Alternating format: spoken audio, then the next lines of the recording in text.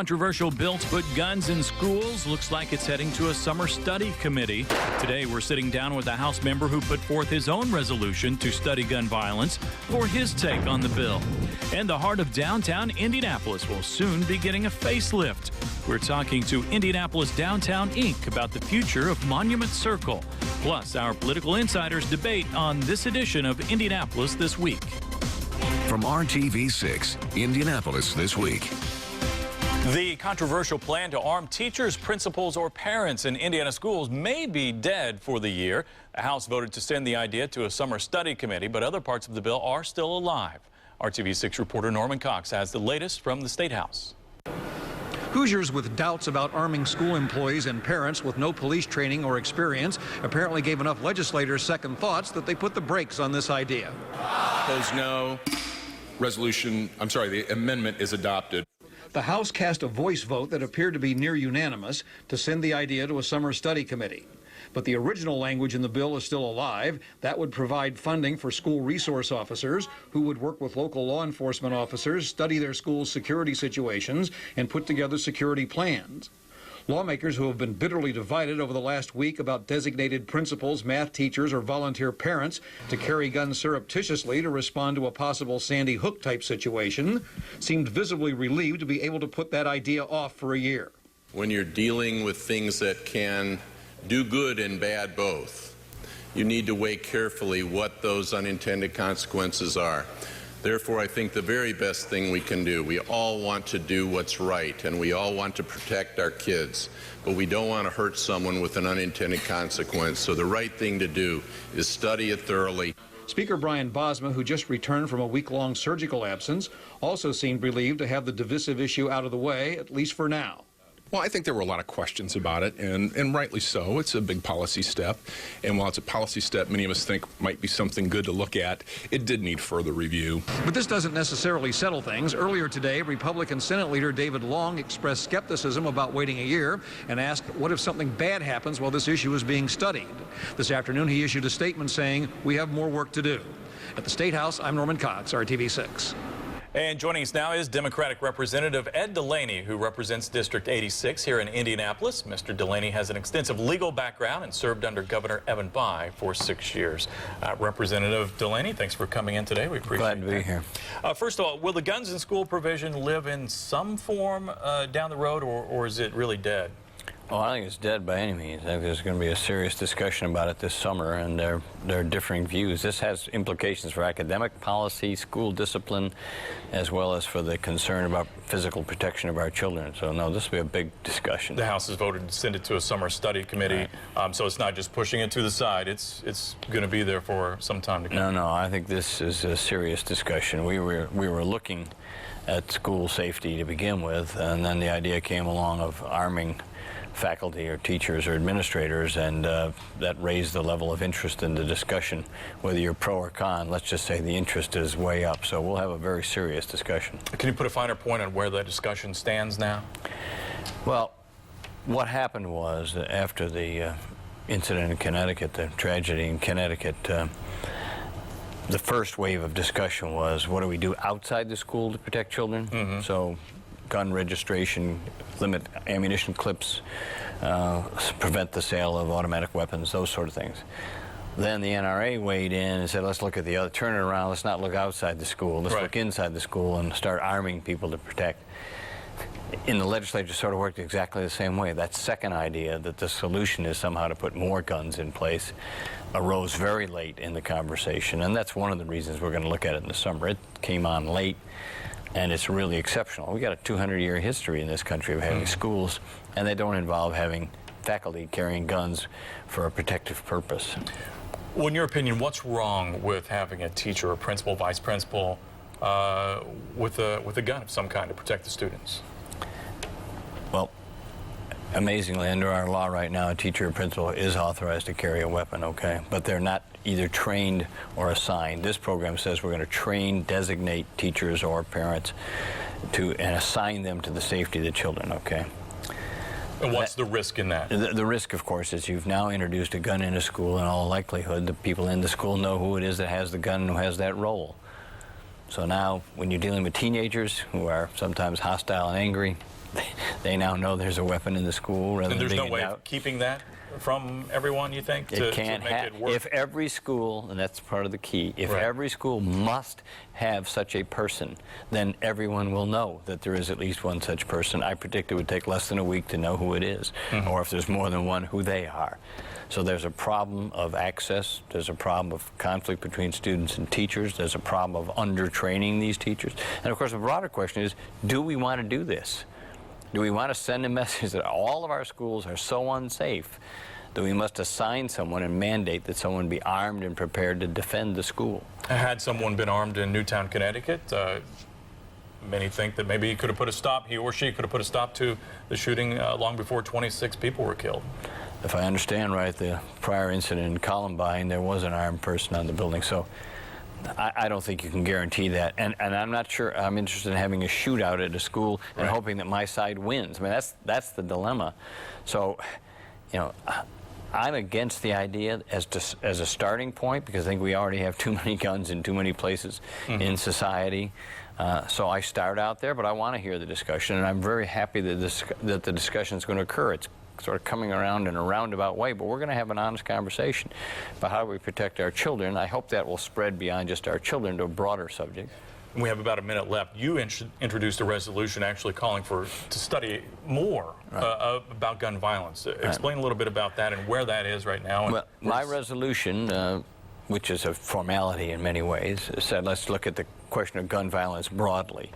When I saw this bill come along and when I saw what happened in the decision to send it to the summer, I said, I don't like the tone of the way we're sending it to the summer, but we're getting the conversation there. And I think we're going to have a conversation about how do we best protect ourselves. And I hope we'll look at both sides. What do we do outside the school in terms of registration, limiting ammunition clips and so forth, as well as what do we do inside the school. And I think we're going to have that conversation. But it sounds like the discussion, at least on a national level, has kind of been shut down as far as what happens on the outside of the school to a point. No, the opposite. I think Congress is going to do something.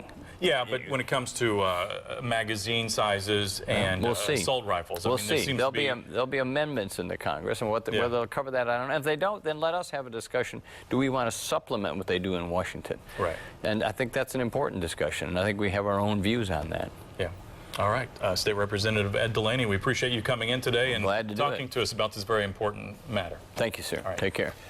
We are going to continue our conversation on the Guns in Schools bill when we sit down with our political insiders, their take on it, and many other issues as they debate after the break. All right, welcome back to Indianapolis This Week. We are joined now by two of our political insiders, Democrat Kip Chu and Abdul Hakim Shabazz, editor of IndyPolitics.org. Gentlemen, thanks for coming by. Talking about guns, first of all, and it seems like the debate over guns in schools, what everybody knows as guns in schools legislation, has been put off to a summer study committee. At least the House would like to see it go there. Does it go there, or where do we stand, and should it go there? Yes, it should go there. Like I said, I've always maintained, we talked about this in this program before, is that when it comes to guns in school and armed personnel, those should be decisions based by the local school district based on their needs and what they need to do. And IPS, they used armed guards a while back. I think it's some of Lake County, maybe Fort Wayne. But some of the other places, this should be the local's decision, not the legislature's decision. The House obviously sent it to Summer Study Committee. It's now eligible for conference. I have not heard yet whether or not they're going to dissent, whether the Senate's going to dissent to the House amendment sending to a Summer Study Committee. It passed the Senate,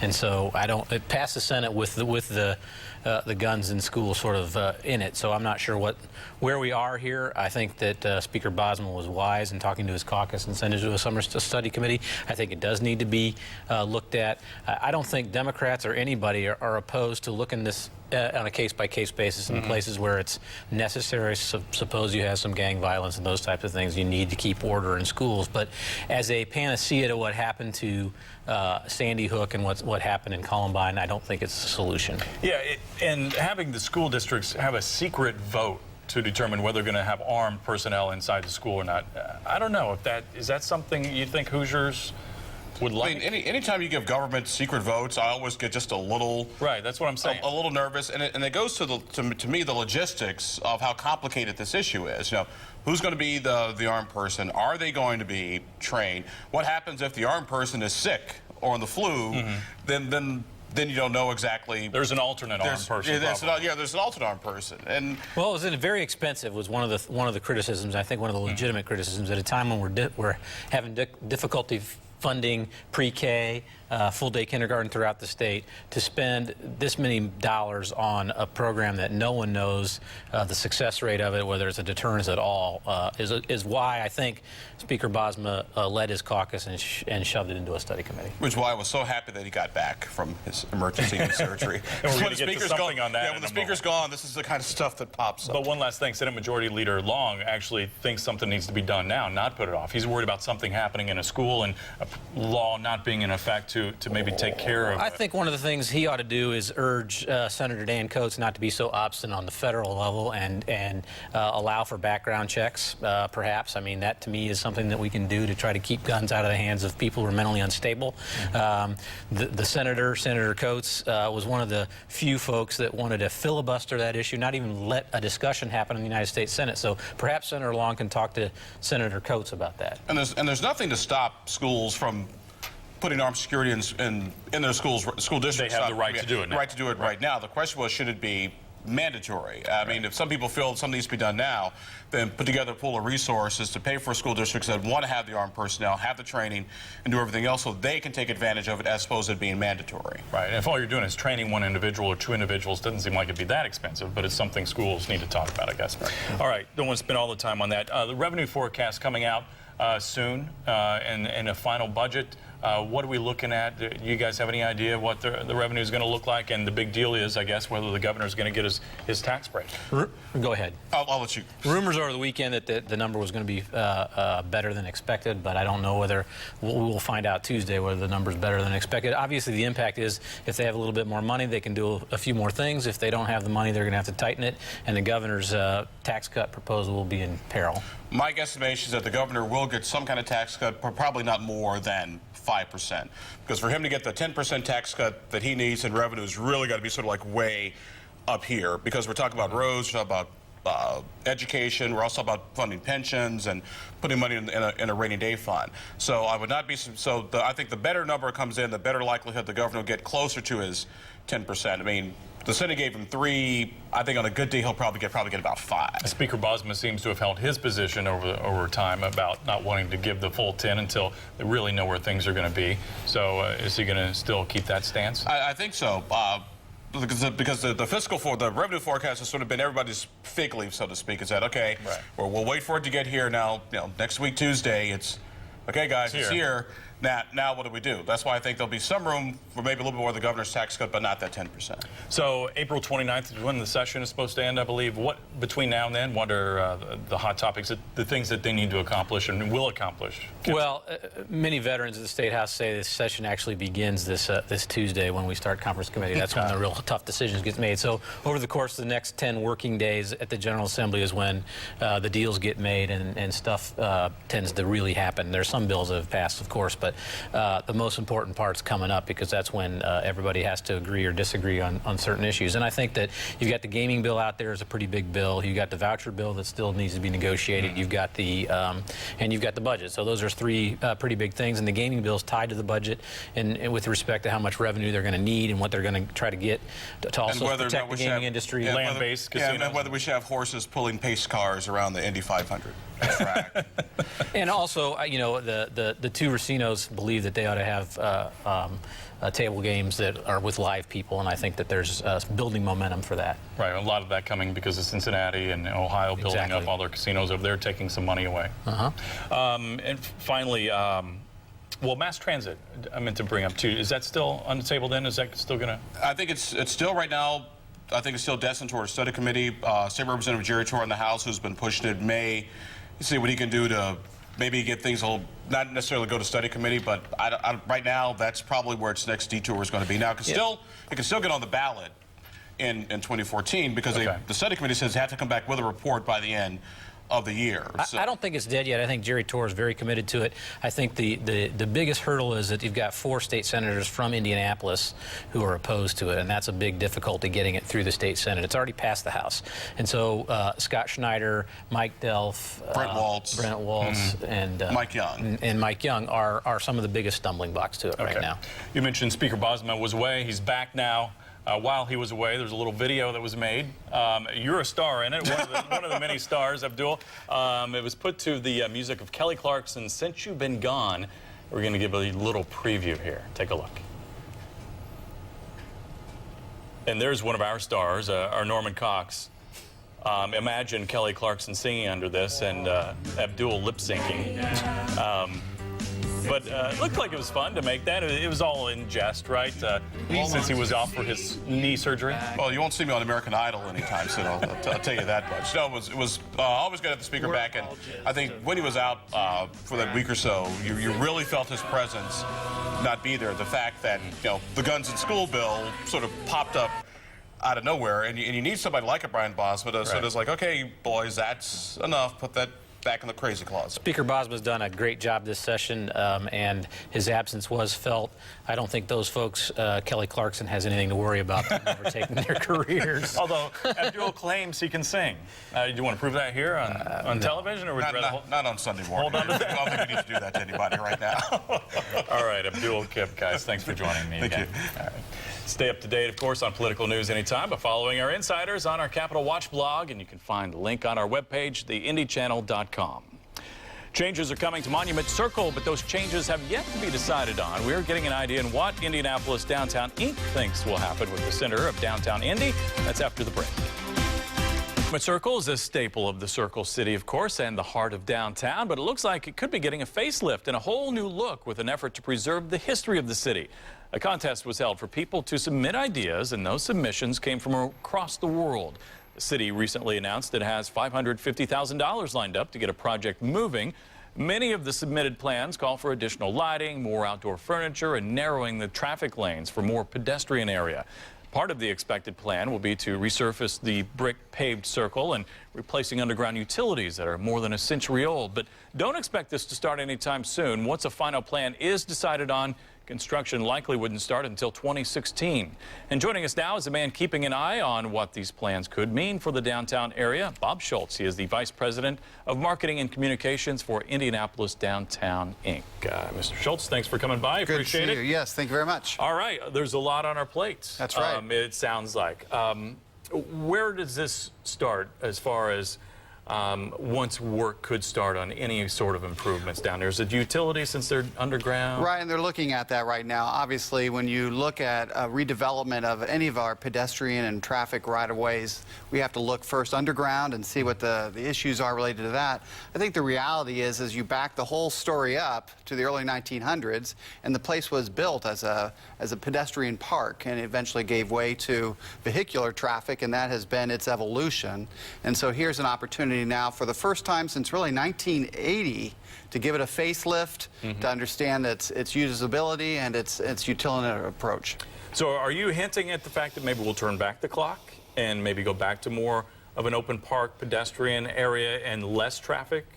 We certainly see that as a possibility of less traffic. I want to be clear, there's no talk of removing vehicular traffic from Monument Circle. Okay. But right now it's 3 lanes, and on some days it's a war zone trying to navigate those lanes as you want to approach the center part of Monument Circle. But it's a public asset. It's become utilized more and more, and we want to see that continue, and it's a great geographical and cultural hub of our city. So if we, I guess, narrow down the amount of traffic or the lanes of traffic that could go through there, I mean, it can already get a little congested with, as you say, 4 lanes sometimes, depending on how people go through there. True. So is that something you really see that the city thinks is workable to remove? Is there going to be a big backup, I guess? I don't think so, because you look at the people who are on Monument Circle, very few of them have to be there. With the way of our city streets are designed, there's this flow on Pennsylvania and Illinois, one way each way. You can still get to your parking garage, but there's 2 major arts organizations on the Circle with the Symphony and the Cabaret. You have a global headquarters on the Circle. You have retail, street level, obviously. So this mixed use, and one of of our historic churches. And So- RTV6, we have a studio on the circle. We're there. Absolutely. We love it down there, by the way. Well, and it's because this is where the people gather, and it is our gathering spot. And how can we make that best utilized for now as well as into the future? We'd mentioned paving, repaving the area. Does that mean the bricks could be gone at some point? Is it I'm still curious too early? I'm curious to find that out as well. I think the bricks add a beautiful aesthetic element to that, but they're not particularly pedestrian friendly, and the maintenance friendliness of them have been challenged as well. And keeping on top of that, I think you'll start to see the pavers as we've seen with the cultural trail, that these are pavers that are in place that are designed for today's traffic, not only pedestrian but also vehicular. Right, in about the last 30 seconds or so that we have left, this isn't going to be free.